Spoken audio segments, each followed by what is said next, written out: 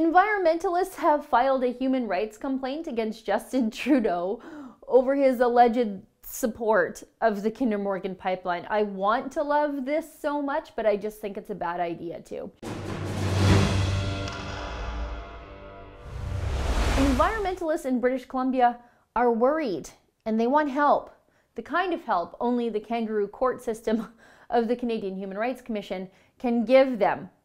David E. Love, an environmentalist who now resides in British Columbia, has filed a human rights complaint.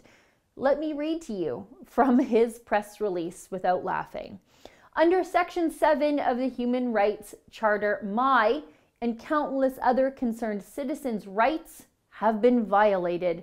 Prime Minister Justin Trudeau, oh, he put Justine, that's the best, and the Liberal government of Canada and Kinder Morgan Canada Limited have, without concern for health, security, or psychological well-being of persons, are a participant or complicit in the conduct threatening the right, where the violation must be a reasonably foreseeable consequence of the government's actions. You see, Love is really angry at the government because a mean old pipeline is causing him great psychological distress. Anyway, let's go on because the hyperbole coming up here registers on the Richter scale.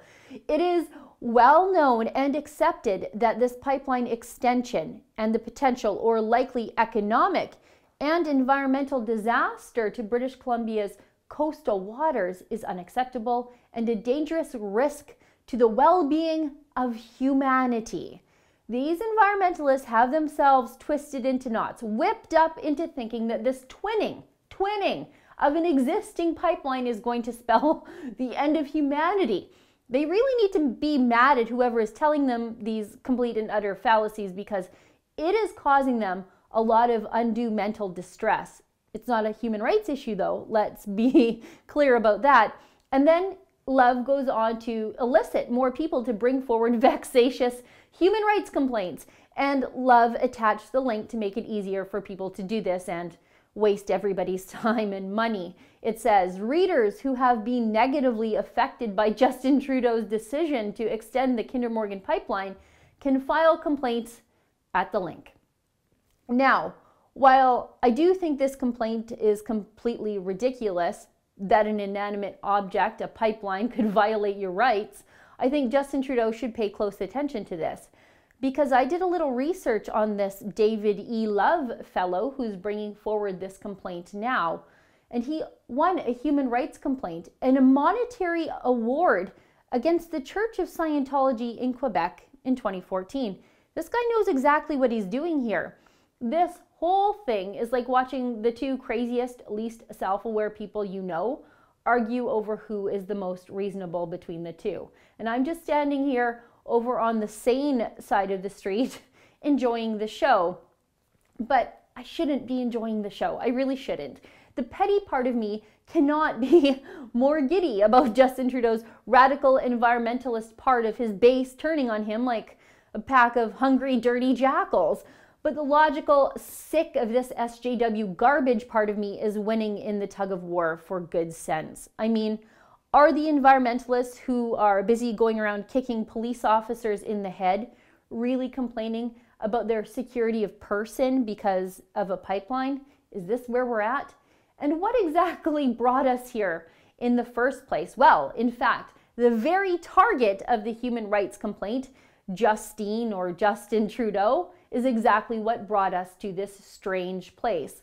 In November last year, Justin Trudeau said that he would enshrine the right to adequate housing as a fundamental human right in Canadian law.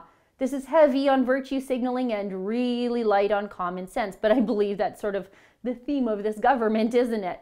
What if you want to evict a tenant who is trashing your house and not paying you rent? Can you evict the squatter without violating his fundamental human right to adequate housing? Did anybody think of this?